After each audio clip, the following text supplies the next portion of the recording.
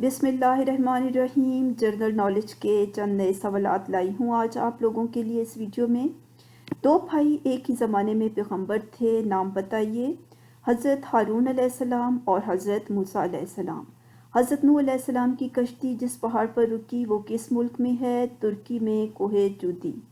کون سے پیغمبر کو آدم ثانی کہا جاتا ہے؟ حضرت نوح علیہ السلام کو۔ کون سے پیغمبر کو صفی اللہ کہا جاتا ہے؟ حضرت آدم علیہ السلام کو۔ کون سے پیغمبر کو کلیم اللہ کہا جاتا ہے؟ حضرت موسیٰ علیہ السلام کو کلیم اللہ کہا جاتا ہے۔ بت شکن کا لقب کون سے نبی کو دیا گیا؟ حضرت ابراہیم علیہ السلام کو بت شکن کا لقب دیا گیا۔ حضرت سلیمان علیہ السلام کے والد بھی پیغمبر تھے، نام بتائیے۔ حضرت داؤد علیہ السلام۔ حضرت نوح علیہ السلام کی کشتی کی لمبائی اور چوڑائی بتائیے۔ لمبائی 1000 گز، چوڑائی 400 گز۔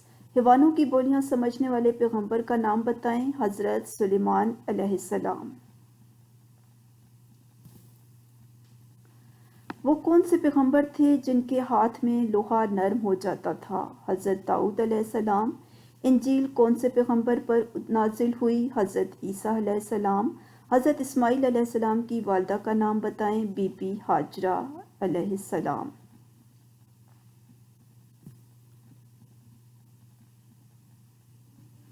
کون سے پیغمبر اپنے صبر کے لیے مشہور ہیں؟ حضرت ایوب علیہ السلام۔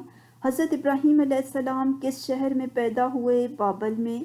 حضرت ابراہیم علیہ السلام کے والد کا نام بتائیں۔ آزر۔